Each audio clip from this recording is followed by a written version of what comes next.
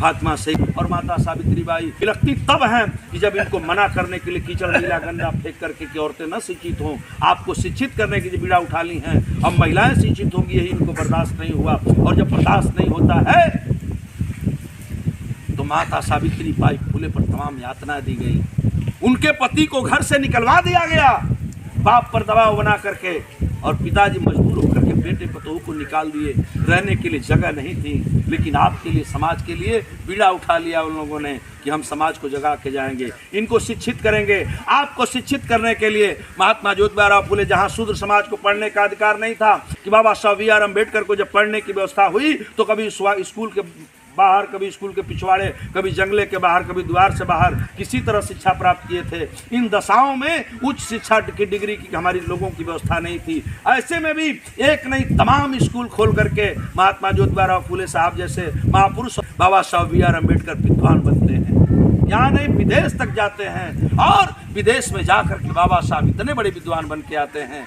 कि आप उनको गिनते हो कि बाबा साहब दुनिया के 6 नंबर के विद्वान बन के आए। BA, BEd, MA, PhD, bar at law, LLD, DLIT of barrister of London, इतनी डिग्रियां बाबा साहब हासिल किए कि लोगों ने उनको 6वां नंबर का विद्वान कहा, दुनिया का 6 नंबर के विद्वान कहे गए, और उनकी पूजा हम कर रहे हैं। ये समाज आज जागृत है, इसलिए बाबा साहब ने कहा था बाद में कि लोग मुझे याद करेंगे लेकिन मेरे न रहने के बाद, और वो आप मेरा समाज कर रहा है, इस पर मुझे गर्व है। लेकिन आज जो स्थितियां बनी हैं, इन महापुरुषों के पदचिन्हों को, बाबा साहब के संविधान को दिए हुए अधिकारों को बचाने की जिम्मेदारी मेरे ऊपर आ गई, आपके ऊपर आ गई है। नहीं तो आने वाली पीढ़ी आपसे सवाल करेगी कि बाबा साहब का समय था तो बाबा साहब ने किया, कांसी राम साहब का समय था तो कांसी राम साहब ने किया, बहन जी का समय था तो बहन जी ने किया, लेकिन आप बताओ कि आपने क्या किया। इन लोगों ने नारा दिया है बेटी बचाओ बेटी पढ़ाओ, कभी आपने सोचा मेरे देश के अंदर बेटियों की इज्जत लूटी जा रही है, मेरी बेटी बहन सुरक्षित नहीं है, मनीषा का गैंगरेप होता है, बोटी बोटी काट दिया जाता है। यही नहीं, 3 में पढ़ने वाला बालक, 3 में पढ़ने वाला लड़का इंद्र कुमार मेघवाल की हत्या होती है। और हत्या जानते क्यों होती है? एक बार बाबा साहब को पानी पीने का दर्द हुआ था, और दूसरी बार अभी अभी आपके सामने हुआ है। 3 में पढ़ने वाला बालक इंद्र कुमार मेघवाल को प्यास लगती है, जिस स्कूल में पढ़ रहा था, पानी पीने के लिए प्यास लगी थी उस बच्चे की, और पानी नहीं मिला, एगो मेटी रख रहल तो देखलस कि मिट्टिया में पानी बा, प्यास रहल, लड़का के का पता बा कि पनिया दूसरे का बा, दूसरा का बा के छुअब तो छुआ जाई। गलती यही थी को शुद्र था, समझ नहीं पाया। 3 में पढ़ने वाला बालक जाके मिट्टी का पानी पी लिया, और जब पानी पी लिया तो जो टीचर था, मनु के विधान को मानने वाला व्यक्ति, और देखता है कि शूद्र मेरी बेटी की छो दिया, पानी पी लिया, तो ये चाचा इतना मार मरलस मास्टर, मोबाइलिया पर बिरहा बजाता हमार पानी के बदले मौत हो, जब तक आ जाई वो बिरहा का शीर्षक हम दिले पानी के बदले मौत। ये चचा इतनी मार मारा वो मास्टर कि इंद्र कुमार मेघवाल जैसा छोटा सा बच्चा मर गया। क्या गुनाह था? गुनाह यही था कि वो शूद्र समाज में पैदा हुआ था, जहाँ गौरी शंकराचार्य पैदा हुए हैं। हमारे पर कलंक है कि मैं चमार का बेटा हूँ, लेकिन मुझे गर्व है।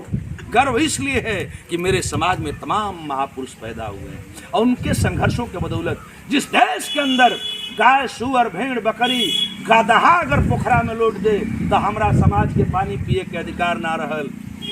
उस देश के अंदर हमें गर्व है कि बाबा साहब बी आर अम्बेडकर जैसे महापुरुष होते हैं और हमें स्वच्छ पानी पीने का अधिकार दिलाते हैं। आज गौरी शंकराचार्य रोज ड्रेस बदल के चलता ना, एक बक्सा घरे कपड़ा बा, जब बक्सा धोबी के है बा, शरीरी पर बा, 2 गाड़ी में फेंकल बा। हमारा लड़का के लगे वो स्कूले जाए के, आपके लड़का के लगे स्कूले जाए के अलगे बा, घरे पहिरे के अलगे बा, खेले खातिर अलगे बा। लेकिन हमारे लोग चाचा यहाँ बैठे हैं, हम उस समाज के संतान हैं कि वह दिन भी हमारे लोगों ने देखा है कि ये कई धोती में से आधा फाड़ के आधा से आधा शरीर लोग ढकं, आधा से आधा शरीर लोग ढकं, तब वो हमारा शरीर ना ढुपा। इहो दिन हमारा समाज का पुरखा लोग देख ले बा। ये चचा हमको ये दिन भूलना नहीं चाहिए। इन सभी चीजों पर मनन करके और बहुजन समाज पार्टी की स्थापना की गई। बहुजन समाज पार्टी बीएसपी जब बनाई गई तो आपको हुक्मरान बनाने के लिए बनाया गया, और उसी के तहत 4 बार की सरकारों में आपने देखा है। आज ये नारा देते हैं बेटी बचाओ बेटी पढ़ाओ, मतलब कभी आपने सोचा है पूरे देश को कहां लेके जा रहे? कभी आपने सोचा है? बहुत भयावह स्थिति आने वाली। 5 किलो राशन दे करके हमको भिखमंगा बना दिया गया, हमको अपाहिज बना दिया गया। पेटवा तो भरते बा, का करे कमाई के नहीं कमाई तो वो 5 किलो मिल ही जाए, एक आदमी मिलते बा एक आदमी पर। क्या सोच है, क्या सोच है, कब सोचोगे आप इस पर? आने वाली पीढ़ी आपकी कहाँ जाएगी, जहाँ बाप दादा हमारा लोगों ने जो नहीं किया था वो भी ये लोग करवाने पर तुले हुए।